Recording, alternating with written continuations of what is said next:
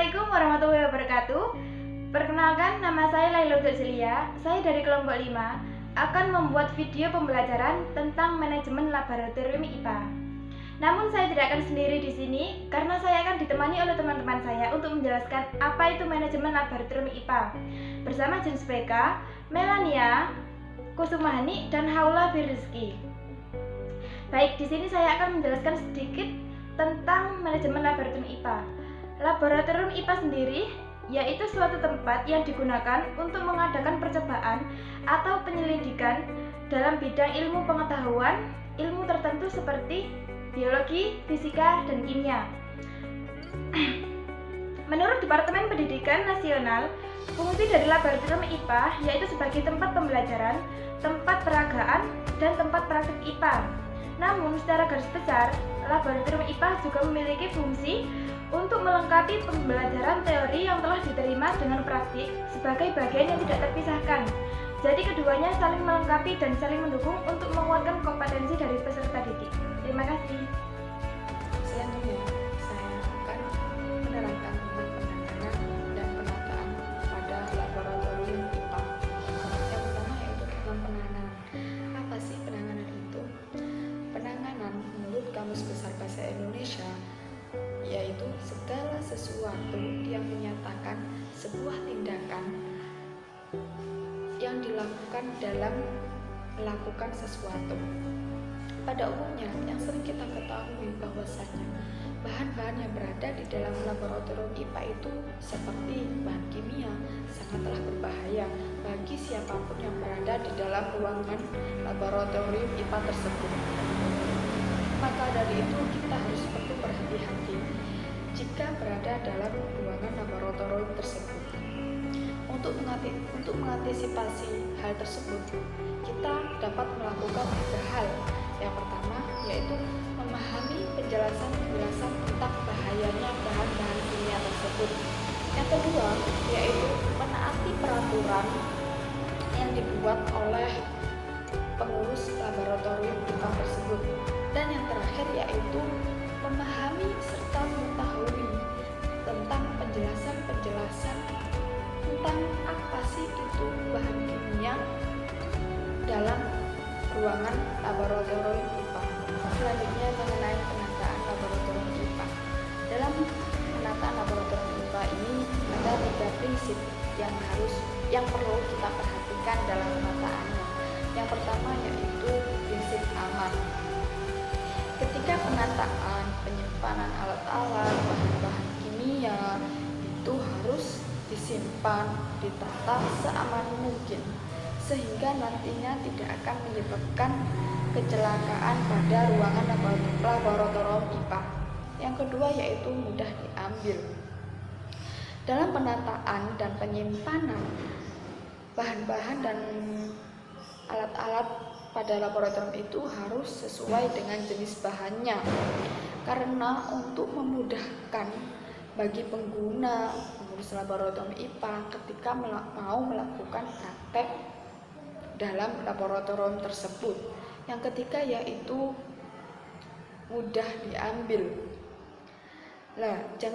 Jika setelah bahan dan alat-alat tersebut ditata dengan aman serta mudah dicari, jangan lupa juga ditaruh pada tempat yang mudah dalam pengambilannya.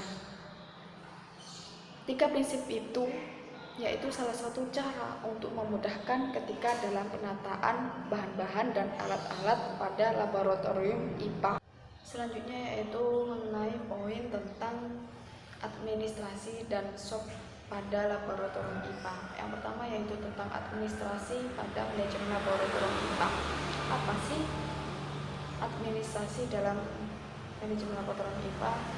Yaitu merupakan suatu proses pencatatan atau inventarisasi semua fasilitas dan aktivitas dalam laboratorium IPA.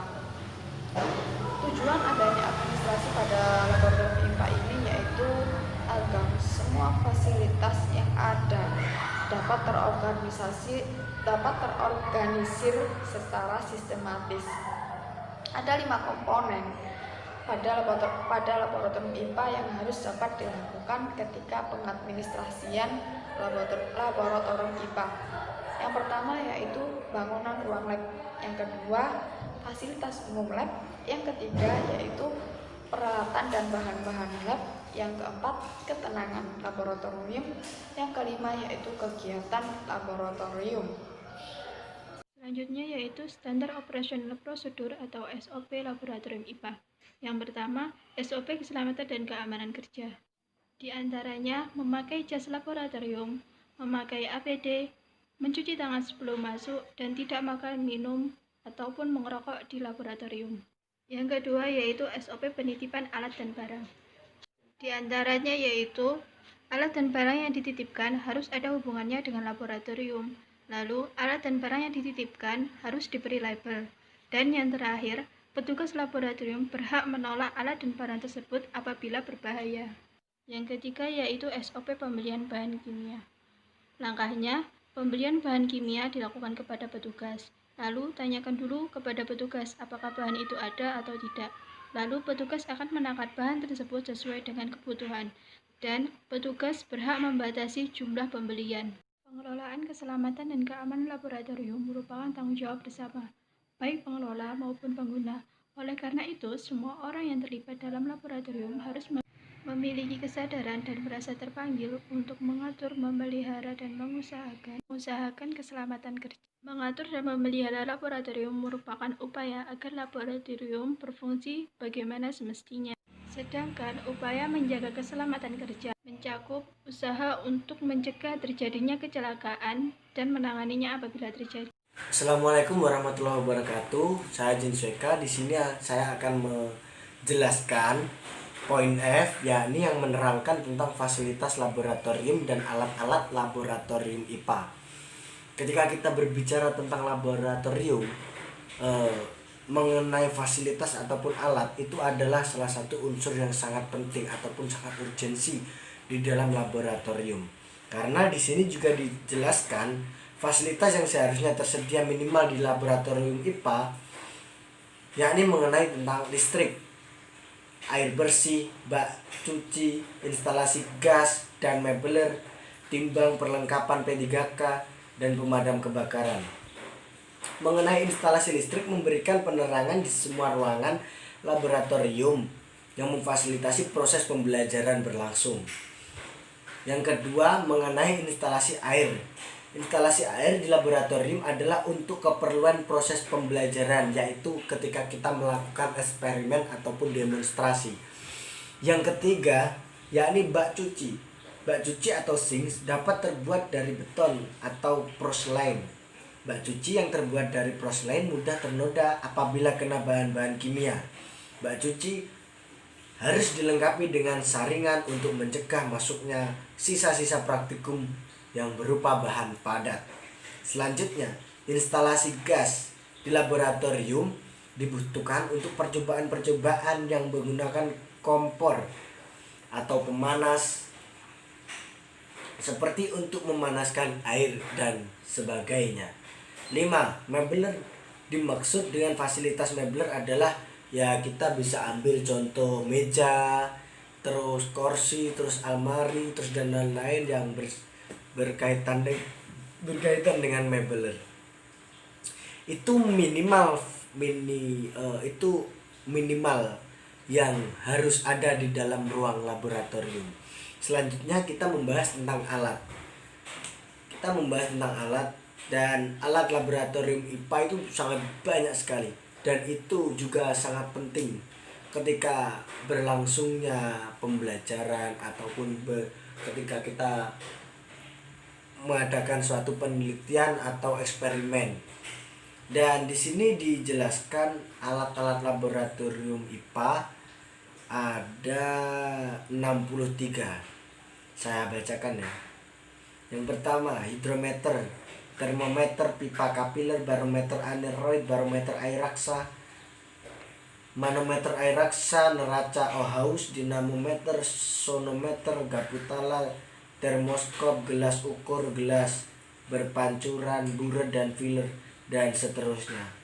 Jadi Di poin F masalah fasilitas, di sini menerangkan tentang isi daripada fasilitas yang ada di dalam laboratorium dan menerangkan tentang beberapa alat laboratorium IPA.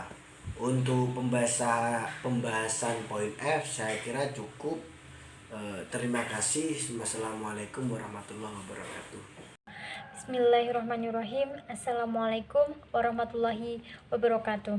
Untuk pertama kali, perkenalkan, nama saya Kusumah Lailatul Rojiah. Pada kesempatan ini, saya akan sedikit menjelaskan tentang bahaya dan resiko di laboratorium IPA. Sebelumnya, saya akan sedikit menjelaskan tentang pengertian dari bahaya. Bahaya itu sendiri merupakan sumber, situasi, atau tindakan yang dapat berpotensi menimbulkan cedera, luka, ataupun penyakit, atau bisa jadi gabungan dari hal-hal tersebut. Yang bahaya yang sering terjadi dalam laboratorium biasanya berupa kecelakaan kerja. Misalnya seperti kebakaran, sakit akibat terkena bahan-bahan kimia ataupun peralatan yang ada dalam laboratorium tersebut. Yang selanjutnya kematian akibat menghirup bahan-bahan kimia yang beracun. Secara umum, sumber potensi bahaya di lingkungan kerja laboratorium bisa jadi berasal dari beberapa faktor. Ada 3 ya. Yang pertama, faktor teknis. Faktor teknis merupakan potensi bahaya yang berasal dari peralatan yang digunakan dalam pekerjaan di laboratorium itu sendiri. Yang kedua, faktor lingkungan. Faktor lingkungan merupakan potensi bahaya yang berasal atau berada di lingkungan laboratorium tersebut. Bisa jadi bersumber dari proses produksi ataupun bahan baku. Yang ketiga, faktor manusia. Faktor manusia merupakan potensi bahaya yang cukup besar apabila manusia tersebut melakukan kelalaian dalam pekerjaan ataupun dengan kondisi atau keadaan yang sedang tidak baik dalam kesehatan fisik ataupun kesehatan mental. Selanjutnya ada beberapa jenis-jenis bahaya dalam laboratorium. Di antaranya yaitu ada 6 ya. Yang pertama, kebakaran. Kebakaran dapat terjadi akibat penggunaan bahan-bahan kimia yang mudah terbakar, seperti pelarut organik, aseton, benzen, ataupun etil alkohol. Yang kedua, ledakan. Ledakan dapat terjadi akibat reaksi eksplosif dari bahan-bahan reaktif seperti oksidator. Yang ketiga, keracunan. Keracunan dapat terjadi akibat bahan kimia yang dihirup oleh peneliti tersebut. Misalnya seperti arsen dan timbal. Yang keempat, iritasi. Iritasi adalah peradangan pada kulit atau saluran pernafasan, bisa jadi pada mata akibat terjadinya kontak langsung dengan bahan-bahan yang bersifat korosif. Yang kelima, luka pada kulit atau mata akibat terkena pecahan dari alat-alat yang digunakan, seperti pecahan kaca, logam ataupun kayu. Yang keenam, terakhir, sengatan listrik.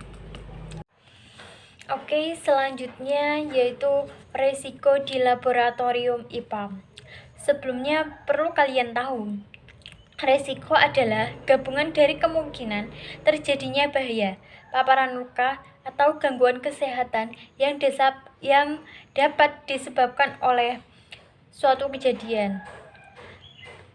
Ada beberapa faktor resiko yang kemungkinan dapat terjadi di laboratorium IPA, yaitu antara lain yang pertama, situasi dalam skala besar. Banyaknya kejadian dalam skala besar yang sensitif dan dapat mempengaruhi perusahaan atau lembaga laboratorium. Misalnya kebakaran, banjir, gempa bumi, pemadaman listrik, dan hilangnya bahan-bahan laboratorium. Yang kedua, pelanggaran keamanan. Pelanggaran keamanan yang terjadi bisa berupa hilangnya aset fisik ataupun data di laboratorium. Penyalahgunaan aset laboratorium tersebut dapat menyebabkan kerugian bagi lembaga laboratorium. Maksudnya begini ya, ketika aset tersebut dicuri dan disalahgunakan, itu dapat merugikan lembaga laboratorium tersebut. Yang ketiga, bahan kimia beracun. Bahan kimia beracun adalah salah satu resiko yang sulit untuk dapat diprediksi ketika dihirup oleh peneliti, dan ini paling berbahaya dalam pekerjaan di laboratorium. Yang keempat, bahan kimia mudah terbakar.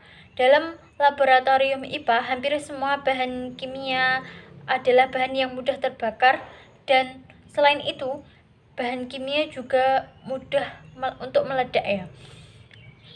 Yang kelima, bahaya hayati. Bahaya hayati adalah masalah yang ada di laboratorium yang menangani tentang mikroorganisme atau bahan yang terkontaminasi oleh mikroorganisme. Resiko ini biasanya muncul di laboratorium penelitian.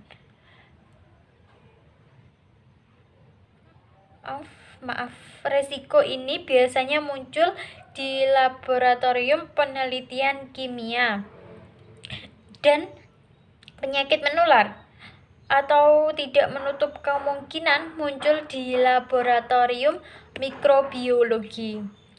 Yang keenam, limbah berbahaya. Dapat kita ketahui, hampir setiap laboratorium menghasilkan limbah.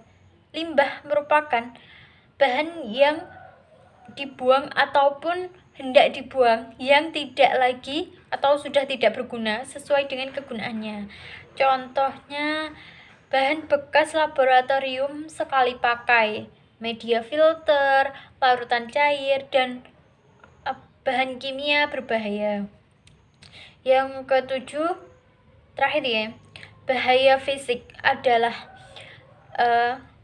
ada beberapa faktor kegiatan di laboratorium yang dapat menimbulkan resiko bagi petugas atau peneliti yang disebabkan oleh zat-zat atau peralatan yang digunakan. Misalnya, gas yang dimampatkan, kriogen, tidak mudah menyala, reaksi tekanan tinggi, kerja vakum, bahaya frekuensi radio dan gelombang mikro, dan resiko tersengat listrik. Kurang lebih seperti itu penjelasan dari saya. Jika ada salah ucapan, mohon dimaafkan. Oke? Sekian dan terima kasih. Cukup sampai di sini video pembelajaran tentang manajemen laboratorium IPA dari kelompok 5 dengan mata kuliah manajemen laboratorium. Semoga video pembelajaran ini memberikan manfaat bagi semua. Sekian, Assalamualaikum warahmatullahi wabarakatuh. Terima kasih.